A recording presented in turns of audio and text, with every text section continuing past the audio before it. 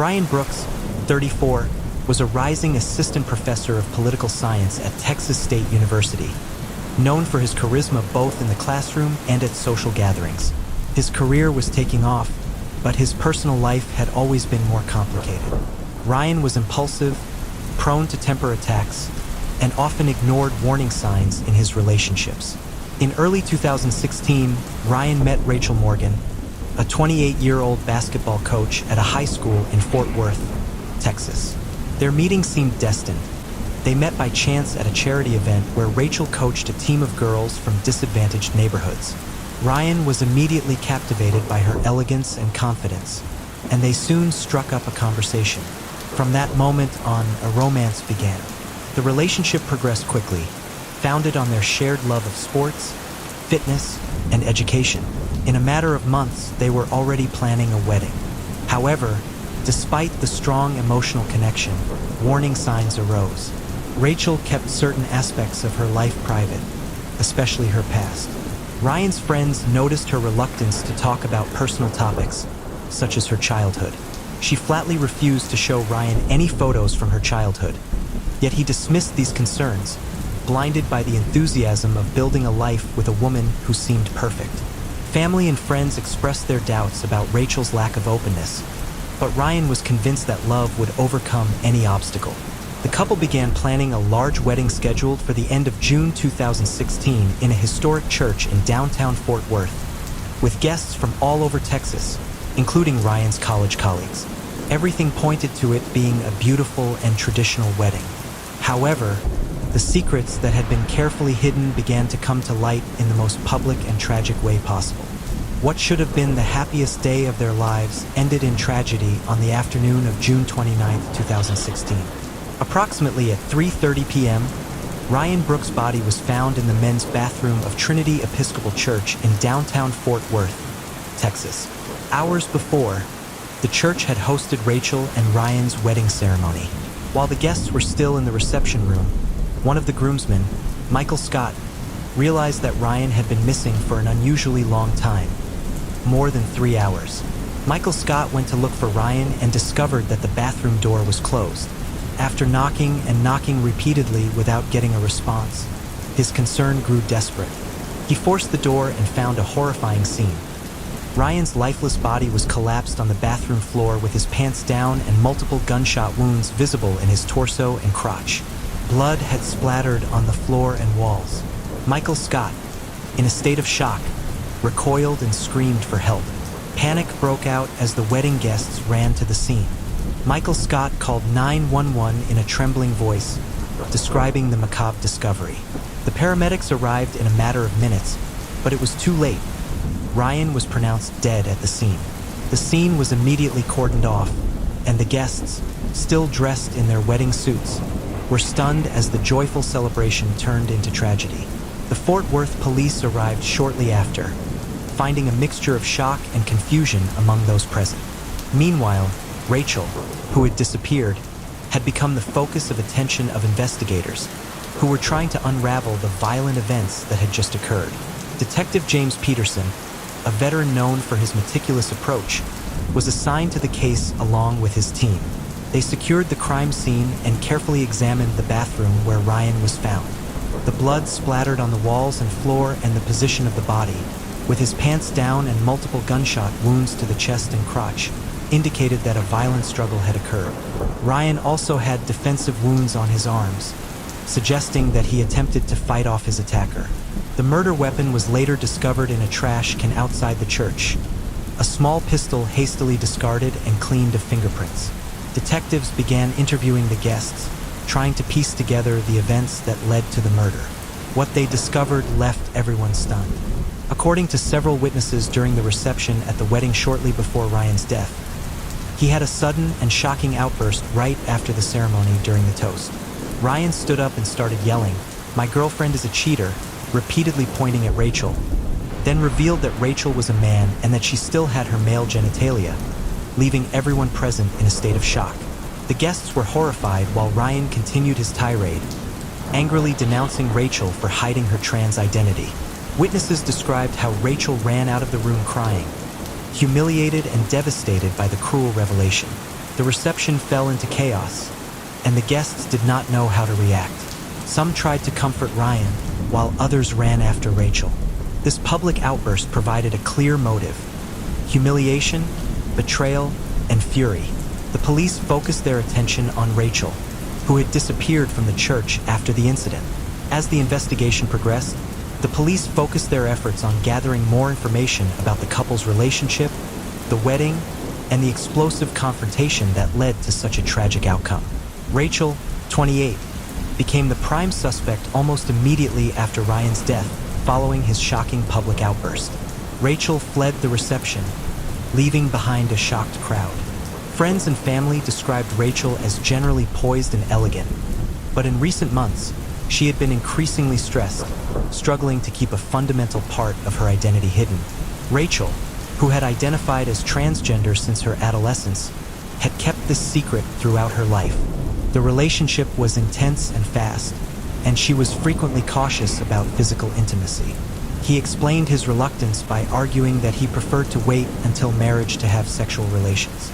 Although frustrated, Ryan accepted these reasons, determined to make their relationship work. However, this fragile balance was broken days before the wedding. 2 days before the wedding, Ryan accidentally surprised Rachel while she was changing in the bathroom of their shared apartment. At that fateful moment, Ryan saw her naked and discovered that she had male genitalia.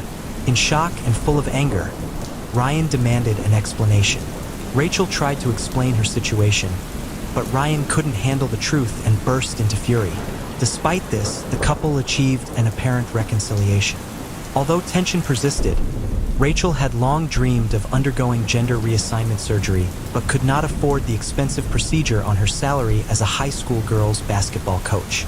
Added to the fear of losing her job if her identity was discovered weighed heavily on her. Rachel feared that if the school found out, she would be fired, which would destroy all her dreams. Ryan's accidental discovery had put Rachel in a desperate situation, one that soon spiraled out of control. Tragically, during the police interrogation, Rachel had been calm and polite but strongly denied having killed her husband. Although she remained calm, she also confessed that she was terrified of what he might do after his outburst at the reception. In her own words, she was afraid that he would ruin her life and mentioned that she was afraid of losing her job if her transgender identity became public. She admitted that she could not afford surgery to align her body with her identity, which made her even more vulnerable in that situation. Despite these fears, Rachel denied any involvement in Ryan's murder. Although her voice shook slightly under the weight of the situation, the police took note of her state of shock but remained exceptional while the investigation continued. The next person the police turned to was Nancy Morgan, Rachel's mother, 54 years old, a sharp-tongued woman from Miami. Nancy was known for her unconventional lifestyle and strong opinions, a professor of Tibetan Buddhism at State University. Detectives interviewed her and quickly realized that Nancy, like her daughter, had a complicated relationship with identity and gender norms. She candidly admitted that she enjoyed dressing up as a man and frequenting gay bars where she had sexual encounters with homosexual men despite being married at the time. It was a form of expression for her. Nancy's openness surprised investigators, but despite her openness about issues of gender and sexuality, she was fiercely protective of her daughter and had been complicit in keeping Rachel's trans identity a secret from Ryan, fearing that revealing it would destroy her daughter's future. Nancy admitted that she had advised Rachel not to tell the truth to Ryan, warning her of the possible repercussions not only with him but also with her job as a coach. Women's basketball was not kind to people like Rachel. She told investigators, making it clear that she did not want to see her lose everything. During the interrogation, Nancy was defiant and angry, rejecting any suggestion that she had had any role in Ryan's murder. However, the police could not overlook the tense relationship that Nancy had with Ryan that had deteriorated over time. She had never approved of how he treated Rachel, especially after the public humiliation during the wedding in front of friends and family. Investigators began to consider that Nancy's anger toward Ryan could have fueled a motive for violence despite his denials during a particularly tense moment of interrogation. Nancy made a statement that increased suspicions against her. Without providing full details, She implied that Ryan was not who he appeared to be and mentioned that he had hurt her daughter, which led her to say that she would do anything to protect her. This admission only increased the detective's interest in her possible involvement in the case. Although Nancy continued to insist on her innocence, her relationship with Rachel and Ryan remained a motive of suspicion. In July 2016, the investigation took a dramatic turn. On a hot afternoon in Fort Worth, Texas, detectives received a new clue that would change the course of the case. A wedding guest showed up with crucial information that shed new light on the events that preceded the murder of Ryan Brooks. According to this witness, Ryan had been having an affair with his adopted sister, Samantha Lewis, for several months before the wedding. This revelation shook the investigation and introduced a new layer of complexity. Detectives immediately shifted their focus to 26-year-old Samantha, who had always been close to Ryan. But no one suspected that their relationship had crossed such limits. The affair had continued during Ryan's engagement to Rachel, and in the days before the wedding, Samantha began to fuel Ryan's suspicions about the secret that Rachel was hiding. Samantha, who had long suspected that Rachel was not who she appeared to be, used her relationship with Ryan to fuel her jealousy and sow doubt. Samantha's betrayal also had another dimension. She had been using the affair to manipulate Ryan as both of them progressed. They were becoming increasingly possessive of each other. Samantha knew that revealing Rachel's secret could destroy her brother's relationship with her, but she had not anticipated that Ryan would lose his temper and make his public humiliation during the wedding, ruining their plan. Detectives were beginning to believe that the combination of betrayal, jealousy, and resentment had created a toxic dynamic that may have played a crucial role in the tragic events of the wedding day. The affair revealed the missing piece to understanding the twisted family dynamic and stress. The betrayal and manipulation that Ryan experienced may have pushed him over the edge during the wedding reception, culminating in his shocking outburst. However, the murder also put Samantha under the microscope as a possible accomplice or instigator of Rachel's actions that night. With this new evidence and the testimony of wedding guests providing police with a clearer picture of the events that led to the deadly confrontation in the church bathroom, Rachel's humiliation, exacerbated by the betrayal of Samantha's affair with Ryan, became the critical twist that reshaped the investigation as the probe deepened. Detectives turned their attention to Samantha Lewis, Ryan's adopted sister at age 26. Samantha was a free-spirit waitress who worked at a local hotspot and had always been known for causing drama in the family. With the new revelation of her affair with Ryan, she became a key suspect. When investigators brought her in for questioning on July 2, 2016, she made a surprising confession. She had had a brief affair with Rachel months before. Samantha was originally adopted from China and had always felt somewhat disconnected from the rest of the White Brooks family. This feeling of being an outsider combined with her free lifestyle had led Samantha down a path of self-destructive behavior throughout her life. Samantha admitted to having struggled with alcoholism for years, hiding it from most of her family. She revealed that her alcohol use had fueled some of her worst decisions, including her affairs with Ryan and Rachel. According to Samantha, her affair with Rachel had begun on one drunken night. Shortly after Ryan and Rachel began dating, he described the relationship as brief but intense. It was during this affair that he discovered Rachel's trans identity. Although Rachel was still pre-op and could not afford gender reassignment surgery, she had confided in Samantha about her personal struggles. Samantha stated that although she had no problem with Rachel being trans, she understood how dangerous it would be if Ryan ever found out her secret. This discovery became a point of tension for her as she struggled between telling Ryan or staying silent. As the police pressed Samantha for more details, she insisted that she had not been involved in the murder. She stated that although she had shared information with Ryan out of jealousy, she never intended for the situation to turn violent. Although she expressed regret for her actions, she seemed more concerned about the consequences of her own mistakes than about the death of her brother. Investigators were surprised by Samantha's indifferent attitude during interrogation. She seemed more interested in clearing her name than in mourning the loss of Ryan. However, her confession about the affair with Rachel provided police with critical insight into the tangled relationships that may have contributed to the tragedy. Although Samantha's involvement indirectly made it clear that the dynamics within the Brooks family were more complicated than they initially appeared, On the morning of July 1st, 2016, police finally put together the pieces of the puzzle that pointed to the real killer, Rachel. After days of investigating the tumultuous events surrounding the wedding, detectives concluded that in a fit of rage and humiliation, Rachel had killed her husband, Ryan. The evidence gradually went away, but what finally led investigators to their conclusion was Rachel's emotional state following Ryan's cruel outburst and the public humiliation he inflicted on her by aggressively exposing her identity during the wedding reception. Witnesses described how Rachel had fled the scene crying after the moment in which Ryan exposed her trans identity in front of friends and family. What became clear to investigators was that Rachel was already overwhelmed by the fear of losing her job as a high school basketball coach if her identity was revealed. She cracked under the pressure of Ryan's betrayal. Ryan was furious and probably intoxicated. He retreated to the bathroom after his shocking outburst, and that's where Rachel followed him. What happened next was a chaotic and emotional confrontation.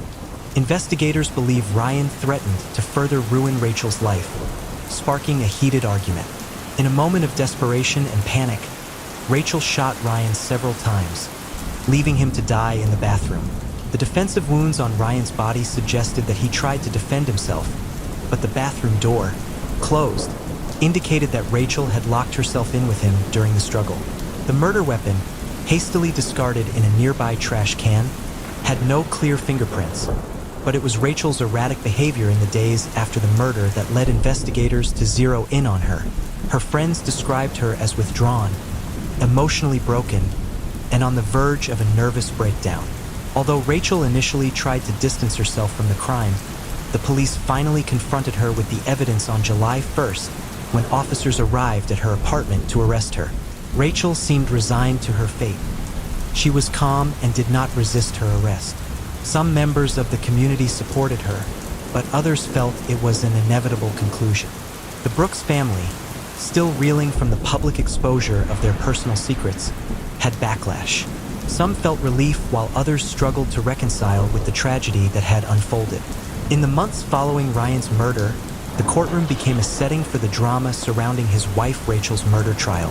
Prosecutor Robert Miller, 42, was known for his determined demeanor, and her strong presence in the courtroom painted a vivid picture for the jury, arguing that Rachel acted out of anger and humiliation following the public exposure of her trans identity on her wedding day. Miller testified during the trial that Rachel had been humiliated in front of friends and family, and at that moment saw his life crumble before his eyes. He presented evidence from the crime scene, including the gun found in a nearby trash can and Ryan's defensive wounds that indicated a struggle. The prosecution tried to convince the jury that Rachel's emotional state was a key factor in Ryan's death, arguing that it was a crime of passion. On the other hand, the defense was led by 36-year-old lawyer Sarah Price, known for her calm demeanor and meticulous approach. Price argued that Rachel was not a murderer but a victim of circumstances beyond her control. She described the event as a tragedy fueled by deep emotional pain. She highlighted that Rachel fled the reception after Ryan's outburst, which demonstrated her emotional state. Throughout the trial, Ryan's family sat in the front row, their emotions visible. His mother, Kimberly Brooks, was often seen drying her eyes with tissues, while his sister Samantha looked distant and somber.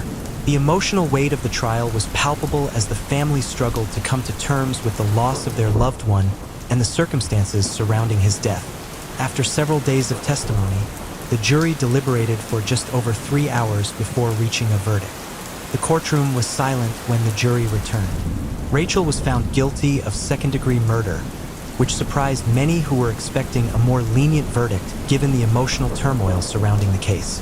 When the judge announced the sentence of 15 years to life in prison, Rachel stood still with tears streaming down his face as his family looked on in despair. Ryan's family felt a mix of relief and pain, believing that justice had been served but mourning the loss of Ryan and the family they once had.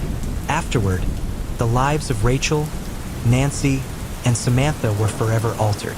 Rachel, now convicted of murder, began her 15-year sentence at the Texas Women's Reformatory.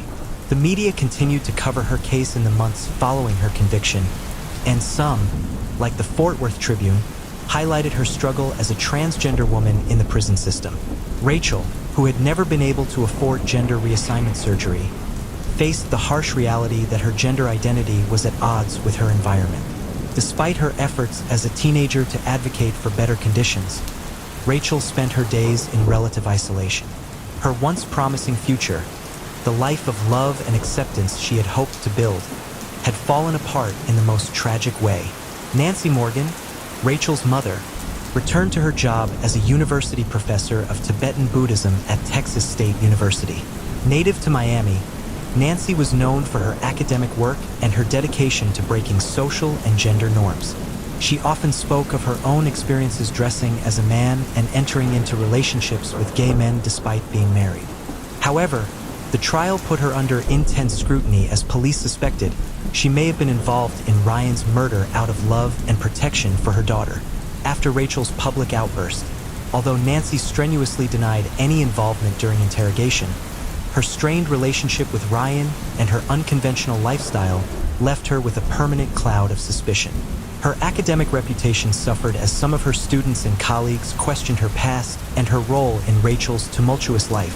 Samantha Lewis, Ryan's sister, admitted during the trial that she was an alcoholic and that he had had a brief affair with Rachel, which allowed him to learn of her trans identity.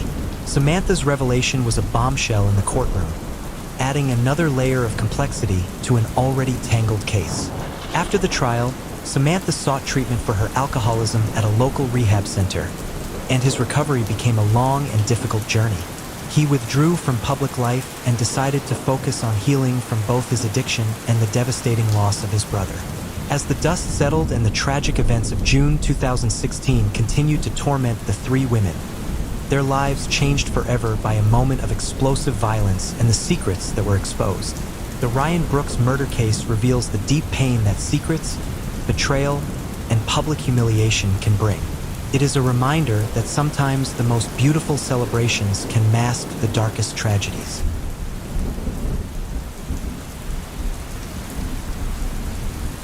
In the vibrant city of Boston, Massachusetts, a series of events unfolded that would forever transform the lives of three women and a prominent doctor. A web of deception, jealousy, and obsessions grew out of control, culminating in a murder that shocked the entire community. This is the story of John Walker, a brilliant, handsome, and intelligent 27-year-old doctor whose life ended tragically due to an affair that escaped his control in the spring of 2010. John had recently freed himself from a toxic relationship that had consumed him emotionally. He was trying to rebuild his life for the last year, having been trapped in a relationship that wore him down to the core, causing constant fights, mistrust, and manipulation. Even though he decided to walk away, the emotional damage he had left scars deeper than anyone could see. However, with a heavy but determined heart, John focused on his career, determined to leave the pain of the past behind and embrace a promising future at the prestigious hospital where he worked. John stood out among his colleagues. His charisma and intelligence made him stand out, quickly earning the admiration of both colleagues and patients. From a very young age, he had dreamed of being a doctor, and his parents, a middle-class family, instilled in him an unwavering work ethic. His mother was a hard-working nurse, and his father held 2 jobs to support the family. They gave him the necessary support so that he became the first in his family to attend medical school at the age of 28. John had managed to become one of the most respected young doctors in the city, with firm determination to continue moving up in his field. Despite his professional success, John was emotionally exhausted. The toxic relationship he had left behind had left him without the energy to commit to a serious life. He was looking for freedom, enjoyment, and relief, not the weight of a new relationship. In that context, he began to pay attention to the interest that some of his patients showed in him. One of them was Emily Bennett, a 20-year-old university student. Emily had always been a carefree and full of life young woman. As the youngest of 4 siblings, she was used to attracting the attention of others and enjoyed it. She studied literature at a local university, dreaming of writing her own novel one day. However, in May 2010, an ankle injury during a field trip led her to Dr. Walker's office. Although the visit was strictly professional, The manner in which John listened to her attentively and his calm attitude aroused an unexpected interest in her. Emily soon began to find excuses to extend her dates, feeling a connection with him that she had not experienced before. John was for her an escape from the routine. He was older, wiser, and more interesting than the guys she was used to dating. Neither of them was looking for something serious. They just wanted to enjoy the moment. By mid-June, their relationship had become carefree. They spent time together enjoying each other's company without the need for labels or expectations. However, just when John was beginning to feel comfortable in this new stage, his life took another unexpected turn. He met Laura Carter, a 30-year-old single mother. Laura had had a complicated life. At the age of 19, she married her high school boyfriend, believing that together they would build a family. Shortly after, they had a son, but things did not go as she had planned. Her charming husband, at first, soon became distant, prioritizing his work over his family. By the time her son was 5 years old, the marriage was already destroyed. Alone, Laura had to juggle between her job as a real estate agent and raising her son. Her days were long, and her nights even longer. Although she had friends, none of them could really understand the weight of her responsibilities as a single mother. In 2010, her son was already 8 years old. Although Laura had managed to build a stable life for both of them, she could not ignore the emptiness she felt inside. It was then, during the summer of that same year, when she met John Walker and everything changed for her. It was not under romantic circumstances that Laura brought her son to the consultation. She went for a routine checkup and John was her doctor.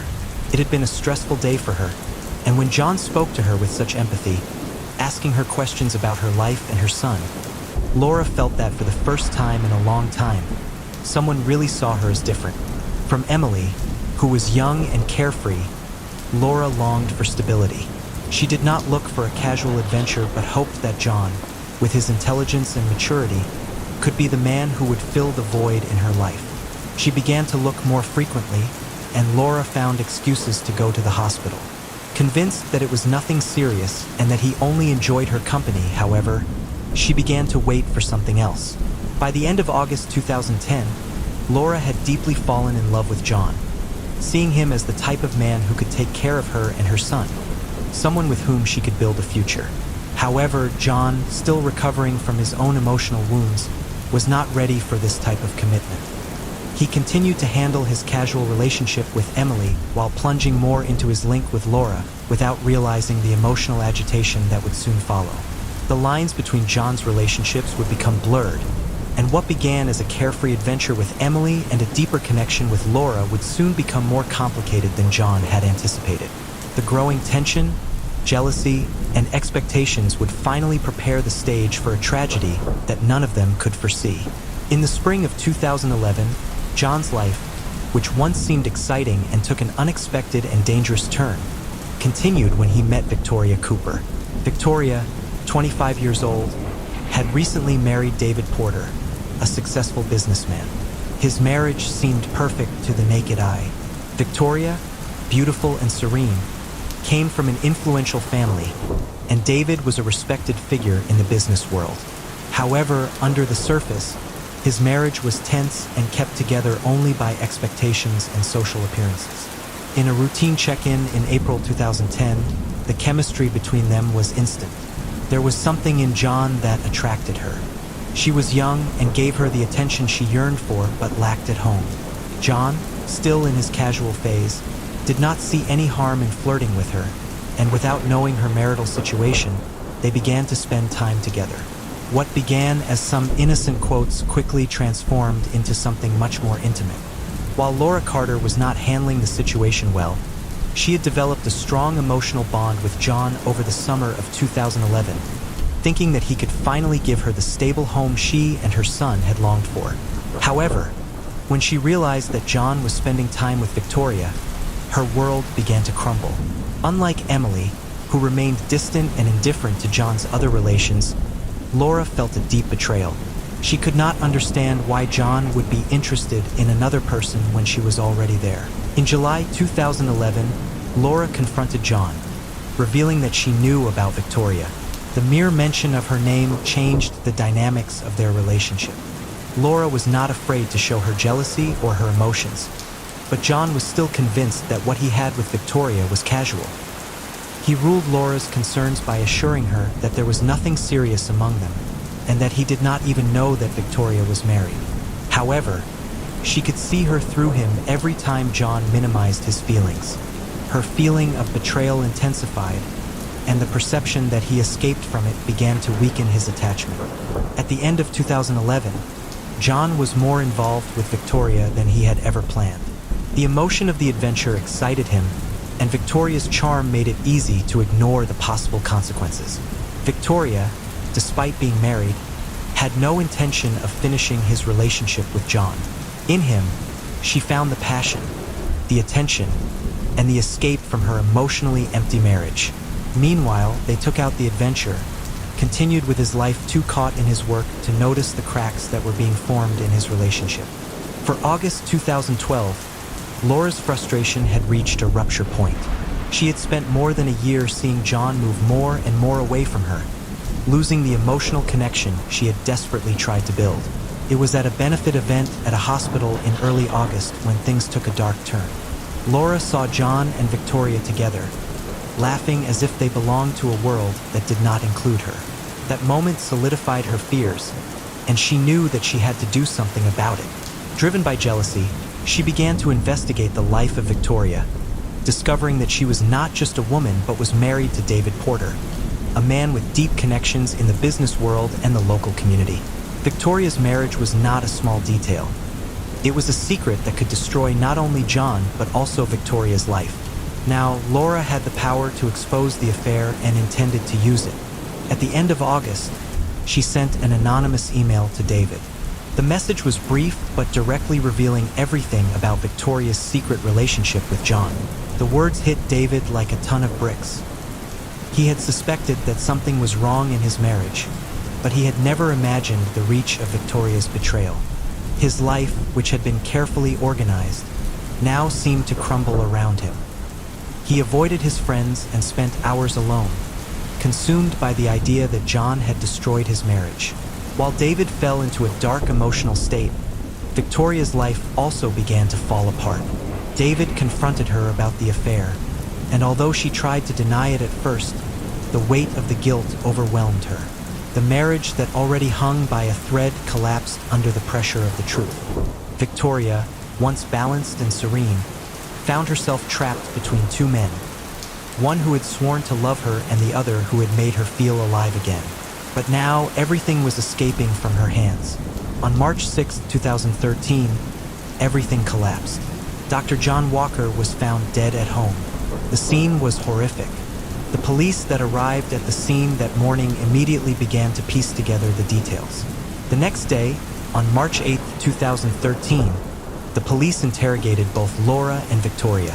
Victoria was in shock and could barely process the news of John's murder. She denied any participation, although her fault in the matter was evident. Laura, on the other hand, was remarkably erratic.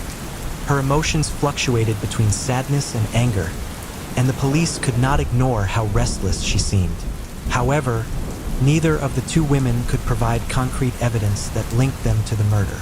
As the investigation developed, the police directed their attention to David Porter. At the beginning, David seemed cooperative, showing the expected signs of pain and confusion. However, as the police investigated more, they discovered a disturbing pattern. In the weeks prior to John's murder, John had received telephone calls and threatening messages.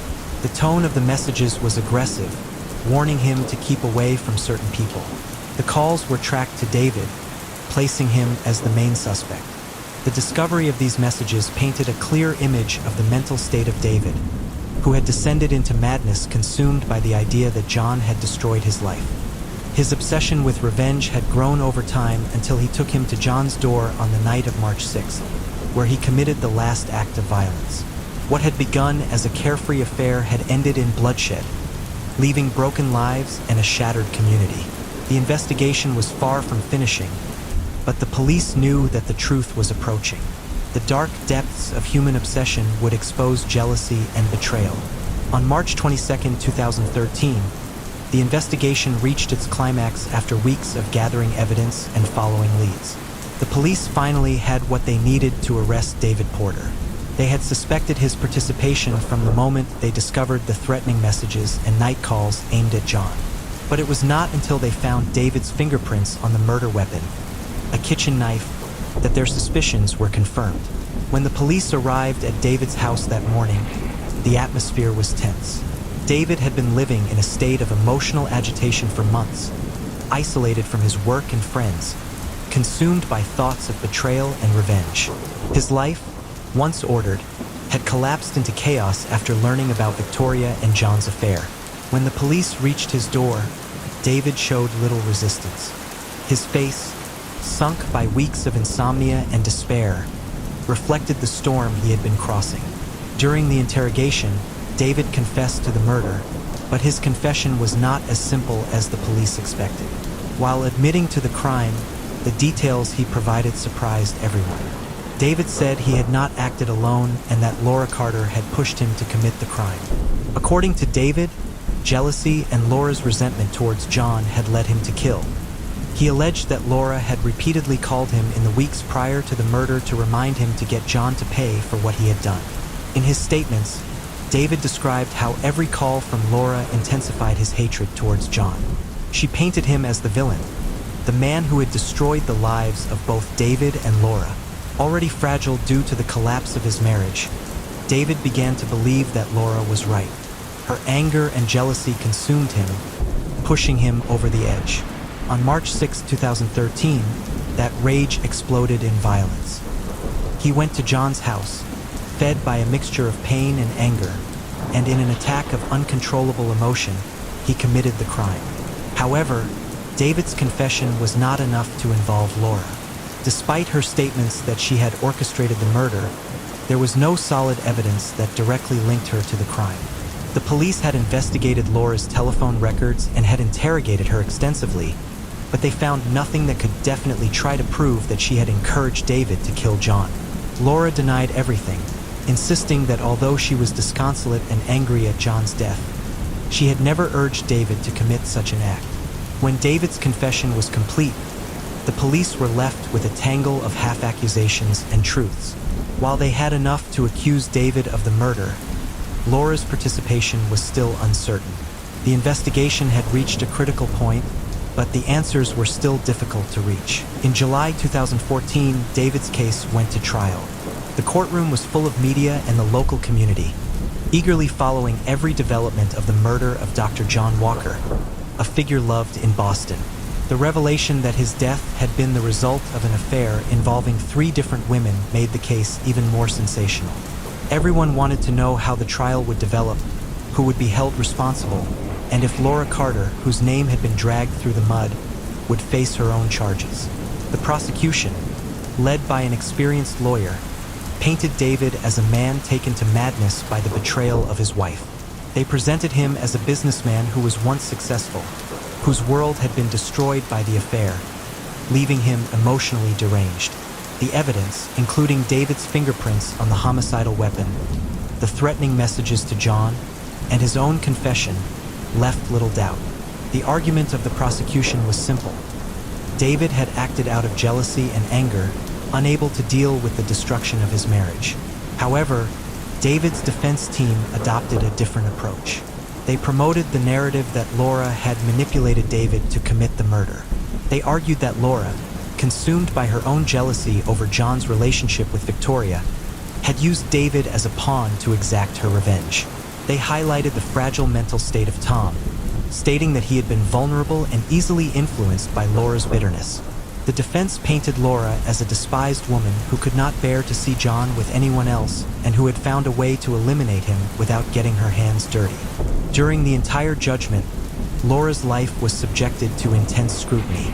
Every detail of her relationship with John was analyzed, and her emotions and actions were questioned at all times. Although she continued to deny participation in the murder, the accusations had left her reputation in ruins. The media portrayed her as the other woman, a manipulative force behind the scenes that had orchestrated the entire tragedy. Despite the fact that there was no concrete evidence against her, the whispers of her guilt persisted in public consciousness. The emotional cost of the trial was immense. David, who once had been a respected businessman, was sitting in the courtroom, looking defeated with his life in ruins.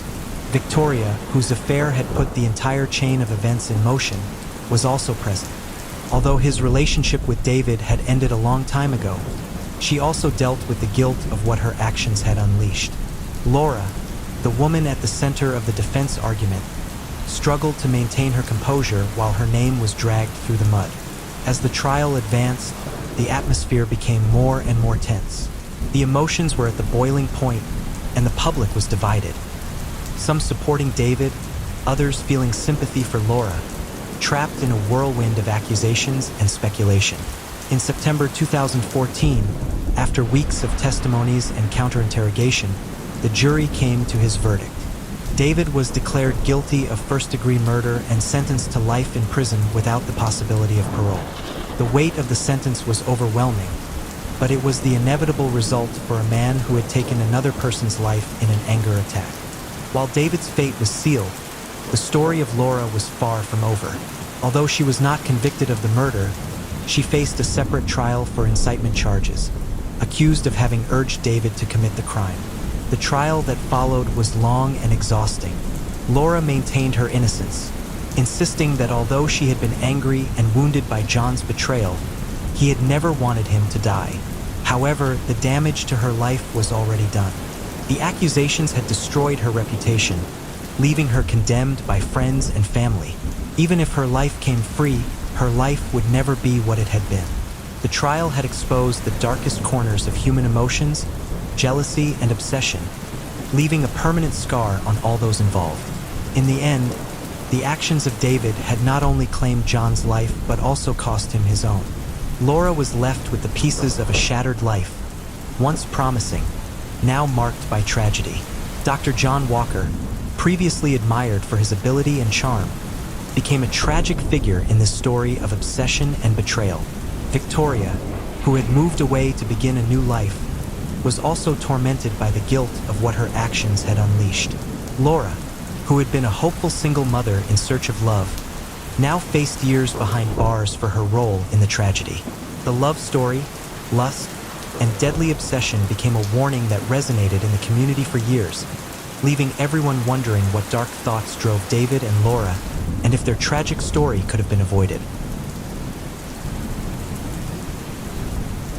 Ashford, Maine was a small and picturesque town where the days seemed to drag and time seemed to stand still. It was a place where neighbors greeted each other every morning, where the town's sheriff knew each resident by name, and where the strongest noise that was heard was that of the leaves dragged by the wind. Life in Ashford was as quiet as the waters of its small lake, a perfect mirror of calm. Anyone in the town could have predicted that under that layer of serenity lay a dark and dangerous secret. Richard Marlowe was a figure known in Ashford, not only for his work as a journalist for the Ashford Gazette, but also because of his charisma and his ability to uncover the truths that many wanted to keep hidden.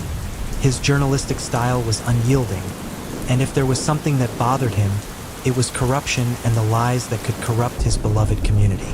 But his passion for the truth was not always well received. For years, he had focused on powerful figures, exposing corruption and bad practices in the local government, which initially seemed to be a noble job but soon began to cause tensions. Some people in Ashford began to see it as a threat, someone who was meddling in matters that did not concern him. But Richard was not willing to back down, no matter the price he would pay. His daughter, Claudia Marlowe, loved most in life. She was a brilliant young woman with a warm smile and a heart full of hope. At age 19, she had just finished her first year of university and had decided to follow her father into journalism. On May 24, 2018, the day Claudia disappeared began like any other. It was a cool morning, and the sun shone strongly in the clear sky. Claudia had decided to go out and walk through the nearby forests, something she often did to clear her mind. She was a lover of nature, and the paths surrounding Ashford were her personal refuge. Every step she took helped her to clarify her thoughts and order her ideas, especially in those moments when she felt the pressure of following the great steps of her father. Richard would always remember that morning when Claudia said goodbye with a kiss on the cheek before leaving. He never imagined that it would be the last time he would see her. As the day advanced and Claudia did not return, Richard began to worry. At first, he tried to calm down, telling himself that maybe she had decided to go further than usual or stop at a friend's house. But when the afternoon began to fall and his daughter still did not appear, fear seized him.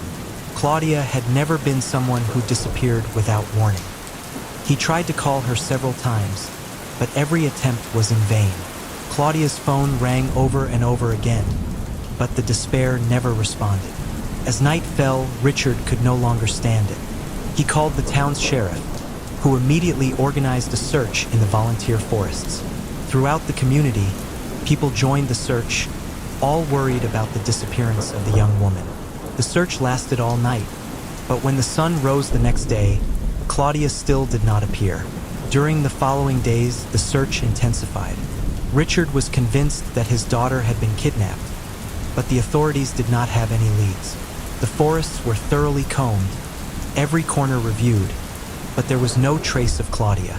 Despair began to become a constant in Richard's life. As Richard's search remained without success, he could not stop thinking about his last article, which he had published only a few weeks before. It was an investigation that uncovered a network of corruption in the Ashford Municipal Council. In the article, he revealed how some members of the council and local businesses were diverting funds intended for community improvements. The story had generated a stir in the town and put Richard in the spotlight of powerful people. It was a blunt article, and although Richard had expected some resistance, he would never have imagined that it would have such personal repercussions. Richard could not help but ask himself if the article was related to the disappearance of his daughter. Could it be that someone would take reprisals against him, using her as a way to silence him? The idea terrified him. Every day that passed without news of his daughter increased that suspicion. The journalist began to receive anonymous calls. At first, they were only unintelligible whispers, but then the messages became clearer, more threatening. "What goes around comes around," a voice whispered in one of the calls. Richard felt that something much bigger was brewing behind Claudia's disappearance, and that his article had only been the trigger. With these new threats, Richard decided to take action. He contacted a former friend, a private investigator named Jonathan Davis. Jonathan was a tough man with years of experience in complex disappearances and crimes. Richard trusted that if anyone could find Claudia, it would be him. Together, they began to review every detail of the article, each name, each possible connection with the disappearance. A few weeks later, Jonathan received a tip. A man whose name was never revealed had left a message on the answering machine, telling him that he had seen something strange in an old cabin in the forest, in an area that had not been reviewed by the police.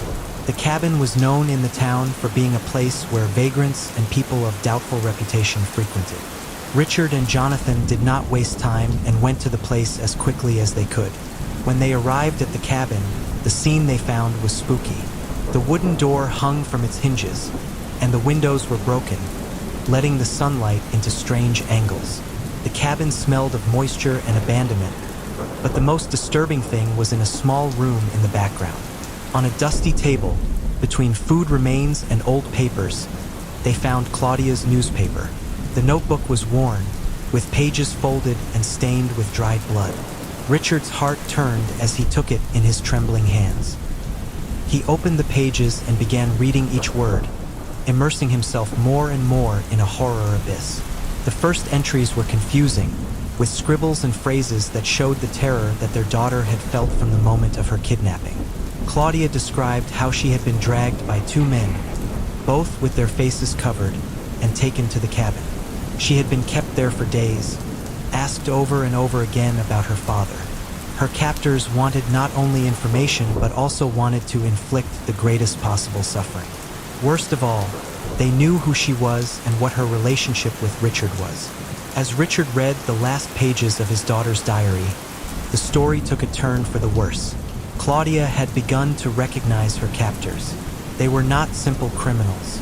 They were people she had seen before on television, on local news. She described them as members of a rival journalistic research team, a group known for its aggressive style and her constant search for scandal. They were called Voices of the Town, a program with a yellowing approach that did not hesitate to cross any ethical line to obtain a story. Claudia described how, throughout the weeks of her kidnapping, her captors had demanded that she record messages for their father, trying to blackmail him into stopping his investigations. They wanted Richard to leave his work, to stop exposing Ashford's secrets. When reading those last words, a dark truth began to dawn on Richard's mind. Those responsible for the kidnapping and torture of Claudia were not common criminals. They were people with access to the same industry he belonged to, the voices of the people who presented themselves as defenders of citizens' rights and complainants of injustices. The program had been linked to several controversies in the past. Its reports often bordered on slander and sensationalism, but what Richard never imagined is that they could be capable of something as brutal as what his daughter had endured. In Claudia's diary, it was clear that she had written about 3 specific people. Paul Jennings, the producer of the program, a man with a murky reputation in the journalistic world. Sheila Connor, a reporter known for her unscrupulous style and her ability to manipulate the facts. And finally, Brian Harris, the cameraman of the team, who had a history of violent behavior, always covered up by the producers. Claudia had recognized Sheila first, and then the other 2 as the days of her kidnapping continued. According to what she wrote in her diary, they had maintained their hidden identities for a time, using masks and keeping in the shadows. However, with time, their arrogance and confidence that they would never be caught made their guard down. They began to speak with each other while they kept her tied in the cabin, and Claudia, despite her fear, heard every word. Sheila seemed to enjoy tormenting her, telling her that she would pay the price for Richard's actions. For Richard, it was not only that his daughter had been kidnapped and tortured by these people, but that everything had been done with the intention of silencing him. The details of the article Richard had published had touched powerful interests in the town, and the voices of the people seemed to have been hired to make him pay. With the newspaper in their hands, Richard realized that he could not trust the local police completely. He knew that Ashford was entangled in a tangle of corruption, and if these people had enough power to organize a kidnapping and torture, they could also have allies within the law itself. The private investigator, Jonathan Davis, agreed. They would work in silence, collecting evidence and following the members of the Voices of the Town team, documenting each of their movements. It took weeks of constant surveillance and meticulous work, but finally, they managed to obtain a compromising video, a conversation between Sheila and Paul in which they mentioned the mistake they had made by letting Claudia escape from the cabin. That video was the key piece of evidence they needed. With the evidence in hand, Richard, his daughter safe but forever changed, knew that the desire for justice was stronger than fear. One rainy afternoon, he decided to confront them once and for all. He walked through the corridors of the building with a firm step, with Jonathan waiting for him outside, prepared for anything. When he arrived at Paul Jennings's office, he received him with a smile, pretending a kindness that was actually a mask of arrogance. "What brings you here, Richard?" Paul asked, feigning surprise. Richard dropped a folder full of photos, recordings, and transcripts of Claudia's diary on the table. Paul's eyes widened. He knew he had been cornered. "You were fools, Jennings," Richard said in a low voice. "But I never imagined you would dare something so monstrous." Paul tried to deny it, but the evidence was irrefutable. Richard explained calmly that everything they had would be sent to national media and the federal police if they didn't confess and turn themselves in immediately. The atmosphere in the room became stifling. Sheila, who had maintained her arrogance throughout Claudia's kidnapping, seemed desperate for a way out. Paul, instead, was trying to buy time, but Richard was not willing to budge an inch. "You had my daughter for weeks, tortured her for something I wrote. You thought you could silence me, but you were wrong. This is not just about justice for Claudia. This is about destroying every piece of your miserable existence." The tension in the room reached its peak. Paul knew he was cornered. He finally collapsed in his chair. "We didn't mean for it to go this far," he muttered alone. The next morning, news of Paul and Sheila's confessions exploded on major media outlets. The Voices of the People program was immediately canceled, and those involved were arrested and brought to trial. What had begun as a simple journalistic investigation ended up uncovering a web of corruption and violence that shook the entire Ashford community and beyond. Richard, although he had gotten justice for his daughter, knew that nothing could give her back what she had lost. Claudia would never be the same. She had spent weeks subjected to unimaginable suffering, and although she survived physically, the emotional trauma left her scarred for life. Claudia's story and her kidnapping became a symbol of the importance of brave journalism and how the search for the truth can have a terribly high cost. But it was also a reminder that although some try to silence the truth, there will always be people willing to fight for it, no matter the consequences. Richard never stopped being a journalist, but every article he wrote after that event had a deep emotional scar. He knew that the truth could be powerful but also deadly,